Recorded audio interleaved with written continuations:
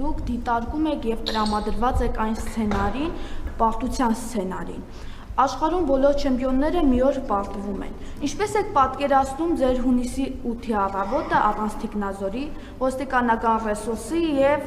ձեր այն ռեսուրսները, որ ապահովում են ձեր անվտանգությունը եւ ինքնիշխանությունը։ Եվ երկրորդ հարցը, Մարկո Ռուբիոյի այցը Հայաստան, որը տևեց 40 րոպե, նախորդ պլանավորված էր, թե վերջին զարգացումներով էր պայմանավորված։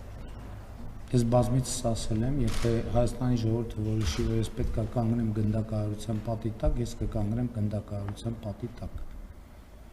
Ինչ վերաբերում է Մարկո Ռուբիոյի այցին, Մարկո Ռուբիոյի այցը